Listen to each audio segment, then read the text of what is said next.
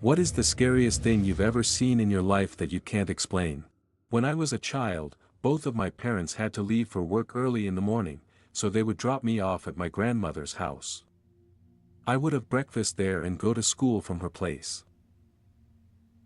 That routine lasted for years until my junior year in high school when my grandmother passed away. After that, I started coming straight home from school. Not long after that change, my mom began complaining about something odd. She said that when she got home from work, the receiver of the phone next to her bed, a classic 1980s-style corded push-button phone, was off the hook. She insisted it was hung up properly when she left in the morning, and since I was the only one home before her, she assumed I was the one using it. But I wasn't. I hadn't touched it. One day I happened to get home a little earlier than usual. Before I go on, let me explain the layout of the apartment. When you entered through the front door, you could see straight into the living room and dining room. From there, you could also see the kitchen entrance and a short hallway that led to my parents' bedroom and mine. There were no other entrances.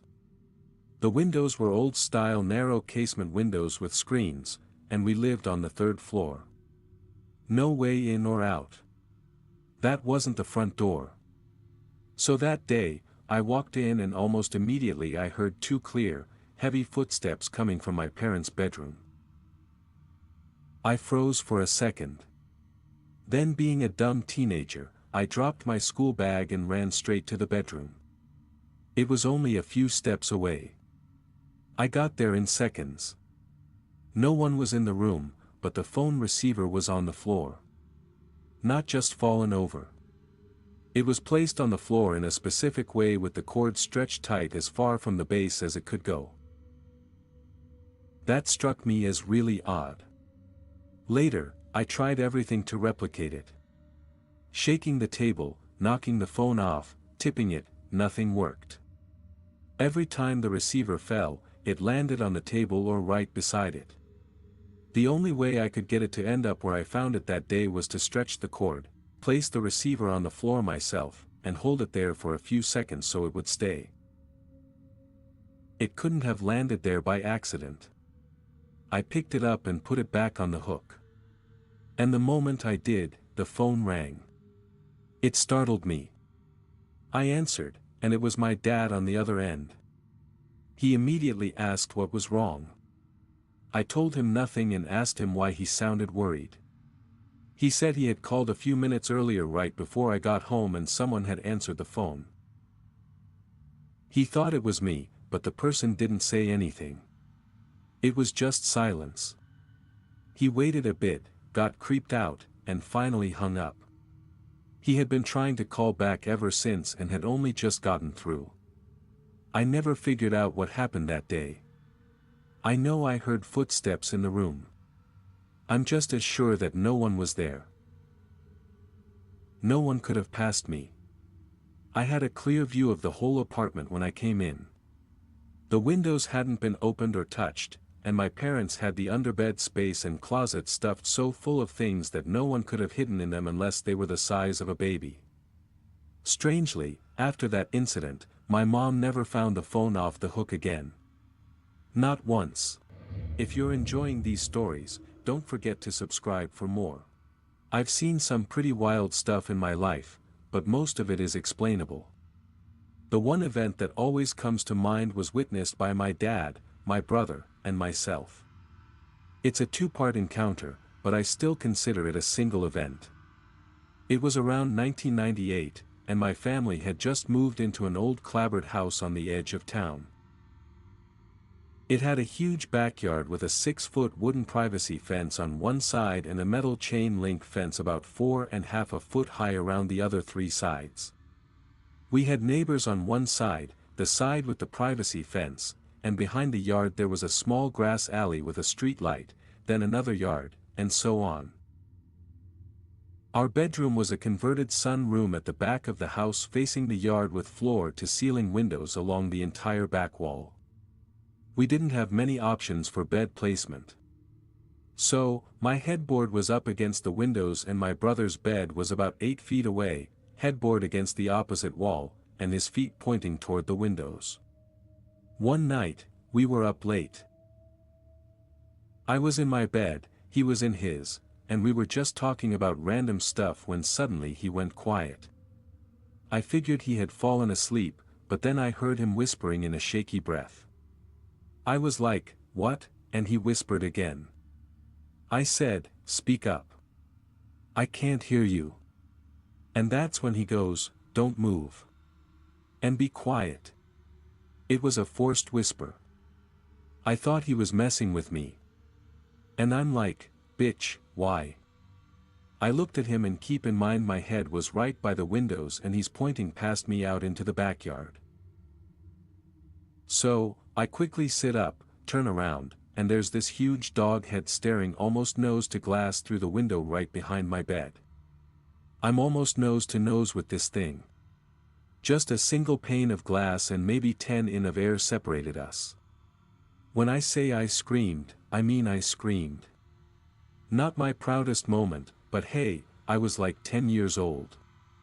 The thing immediately ducked under the window and ran to the side of the yard, then jumped the chain-link fence and disappeared into the darkness. My dad came running into the room with my mom right behind him. We were able to blurt out that something had been looking through the window. So, my dad ran back to his room, grabbed his shotgun, and went out the side door into the backyard. Unfortunately, or maybe fortunately, he didn't find anything. He wrote it off as me having a nightmare. And since my brother wouldn't admit to seeing anything, I got the blame and was told to stop messing around and go back to bed. Typical parent response. Later that night, maybe an hour or so later, I begged them to let me sleep in the living room. Leaving the house wasn't an option, but even so, they refused. I had to go back to that room. So there we were again, me and my brother, in that room with the floor-to-ceiling windows. We were both rattled. We ended up huddled together on his bed, staring out into the yard. That's when we saw it again. It came walking along the chain-link fence on all fours, and the fence only reached to its mid-shoulders. This thing was huge. It sniffed the ground, did a few slow circles, then hopped the fence like it was nothing, and entered the backyard. It walked over to the window, and again got nose to glass, like it was trying to see inside. We were panicking. My brother just says, "Fuck this." And the second he steps off the bed, there's a loud bang and a flash of light.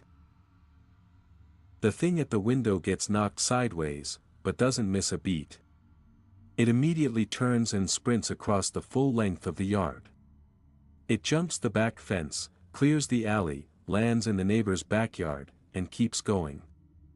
That jump had to be at least 15 or 20 feet. It cleared everything like it was nothing and vanished at a full run up beside the neighbor's house into the darkness beyond.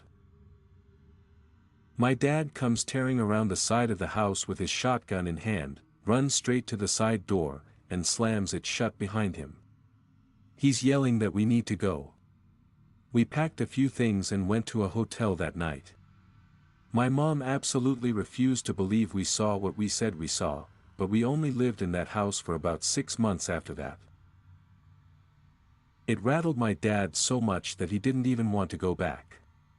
He told my mom the next day that we were just going to move, but she wouldn't allow it. 6 months later, she finally gave in and we moved. Keep in mind this was in the coastal plains region of Texas. We don't have large wild canines here. We've got stray dogs and coyotes, sure, but nothing that comes even close to how big this thing was. My dad swears he hit it with a 12-gauge slug from about 15 feet away, aiming right under its left arm into the ribs where all the vital organs are, and it still ran off like nothing happened. He said the part that freaked him out the most was when he saw it jump the fence and start walking toward the window. It was crouched but still upright on its hind legs. It didn't move like a normal dog. It wasn't walking on all fours.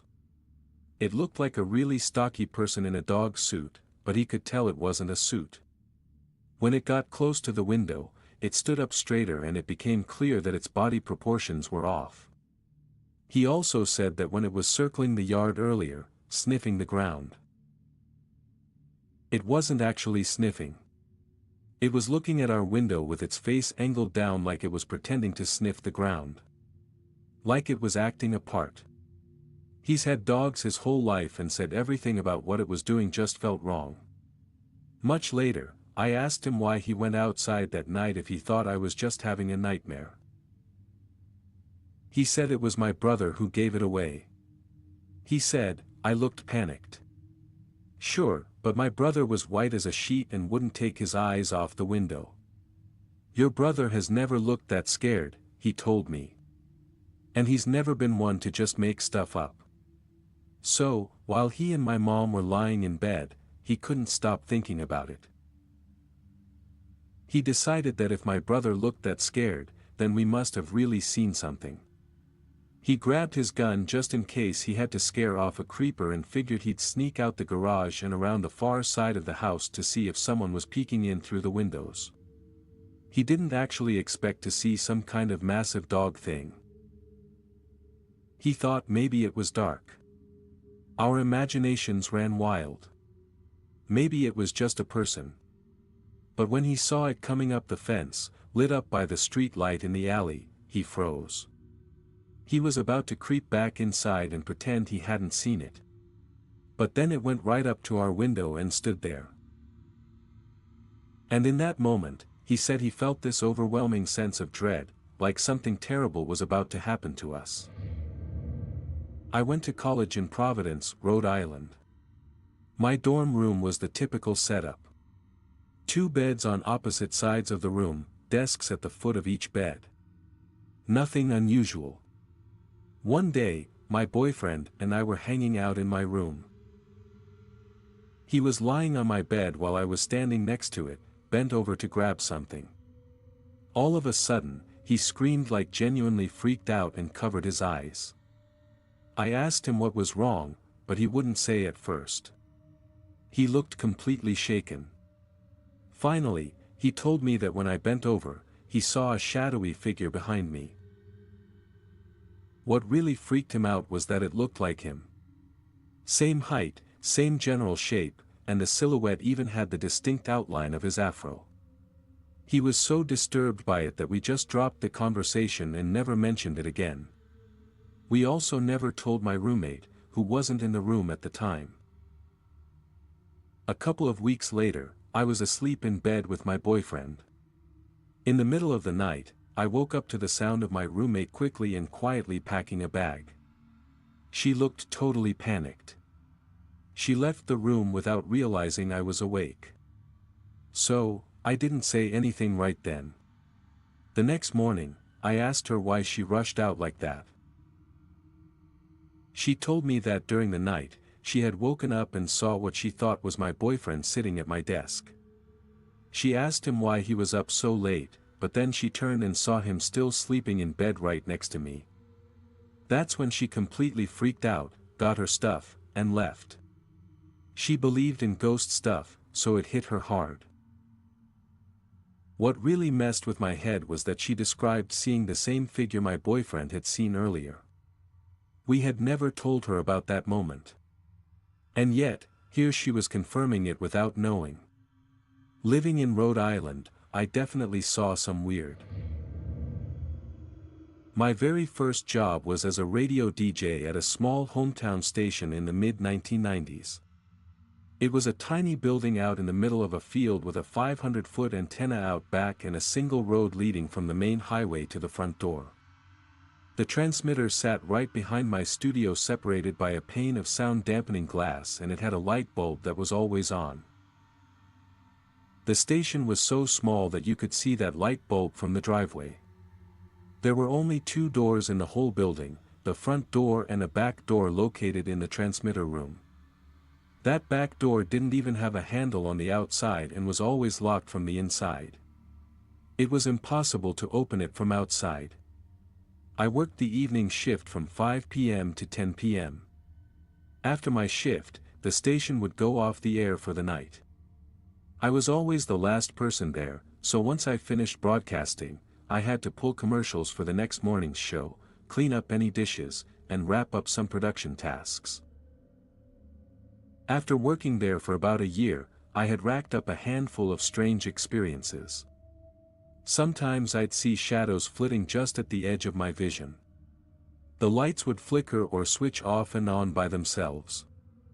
One evening, after settling into the studio and preparing for my 5-hour shift, I looked up toward the front door and saw the perfect shadow silhouette of a man probably about 6 foot tall. It was there and then it wasn't. I went to my boss, who wasn't exactly the friendliest person, and said, "So, I have a weird question." She sighed like she was already annoyed. I asked, "Have you ever felt like someone was here who wasn't?" She didn't even blink. She yelled across the building for another employee to come into her office. When that person walked in, she tilted her head toward me and said, "He's seen Jimmy." Apparently, everyone at the station had encountered Jimmy, the original owner of the place. He still checked in from time to time. "He won't hurt you," she told me. "He's just looking after the station." After that, I just accepted Jimmy's presence. He never felt threatening. My studio faced another one that wasn't in use, and sometimes the lights in there would flicker a few times. I'd just say, "Hi, Jimmy. Everything's going fine," and they'd stop. One time he turned on a faucet. Another time I felt someone whisper my name right into my ear, which definitely startled me. At least I think it was Jimmy because there was something else in that building, a different presence. It didn't have a name and it was short, maybe about shin high. But this one didn't feel harmless. This one always gave me a really bad vibe. It was the one I'd see in brief flashes of movement at the edge of my vision, darting past me. I could always feel it when it was near. Just this heavy sense of dread. One night stands out as the scariest of my life. And even now, 30 years later, I still can't explain it. As soon as the last person left for the evening, I felt it. That thing was there. I turned on all the lights, cranked up the music, and tried to distract myself. But the longer the night went on, the more intense it got. Lights were flashing in different parts of the building. A dot matrix printer in the locked sales office started printing on its own, something that never happened. Then the ceiling tiles started shifting. It was like something was pushing them upward from below with a broom handle. They moved one by one, starting near my studio, traveling down the hallway, and ending at the front door. And then the front door opened. It was locked. Absolutely locked. But it opened. I ran down the hallway to shut and relock it. As I got there, I noticed something on the front stoop. A coffee cup and a cigar just sitting there. There was no reason they should have been there. On my way back to the studio, I suddenly caught a strong burst of cigar smoke like someone had just exhaled right in my face. At that point, I didn't care about my usual duties. I went off the air, grabbed my keys, and got out of there. I sprinted to my car, backed out of the lot, and glanced back through the glass front door. A figure was standing inside, perfectly silhouetted against the light from the transmitter room. I took off. Now, all of that was terrifying, but it wasn't even the weirdest part of the night. Is it possible someone pulled off a ridiculously elaborate prank? Maybe. I can't say it's completely impossible, but I don't know how. That building was old and tiny. There weren't any other ways in. And yet, I still leave a sliver of possibility that it could have been someone messing with me. When I got home, I was still shaken. I told my mom everything. My heart was pounding the whole time. She just said something like, "Shuai, well, it's bedtime." So, I went to my room and logged into a BBS to tell a friend what had happened. I started typing it all out. And then my modem speaker turned on. If you remember old dial-up modems, you'll know the speaker doesn't randomly turn back on after the connection is made. Even if someone picked up a phone in the house, the speaker wouldn't activate. It would just cause garbage data or disconnect the modem. But mine turned on, and through the static and digital screeching, a voice came through. It screeched, "Help me." Then the speaker turned off. Nothing changed on my screen. That moment is burned into my memory. The sound of that voice still gives me chills. My mom was the only other person home, and I know for a fact she couldn't have pulled something like that. She wouldn't even think of doing something like that. That was the most terrifying night of my life. I consider myself a pretty skeptical person when it comes to ghosts or the paranormal. But that night is beyond anything I can explain. As a kind of footnote to all of this, I still visit that station from time to time when I'm back in town. I know a few people who still work there. Jimmy's still around. He's a known part of the place now. As for that other thing, no one else has ever seen it. At one of my previous CISA admin jobs, we were in the process of shutting down one of our smaller data centers because it was being merged into a larger one. Still, we needed to have at least one person on site in case something happened with the servers that required in-person troubleshooting. Each week, one of us would take turns covering the overnight shifts. This particular location was rumored to be haunted. I don't know by what exactly. I just heard murmurs from coworkers when I first got hired. Picture a fairly large open office space, but completely stripped of everything.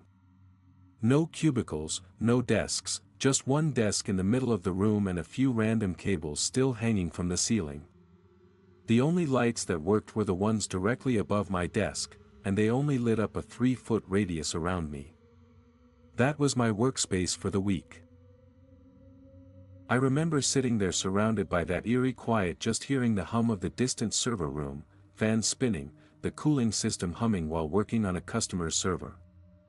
Out of the corner of my eye, I saw something dart across the room. I looked up and didn't see anything, so I figured it was just fatigue from staring at the screen too long, like those little floaters you get when you squeeze your eyes shut. I went back to work. About 5 minutes later, I saw it again.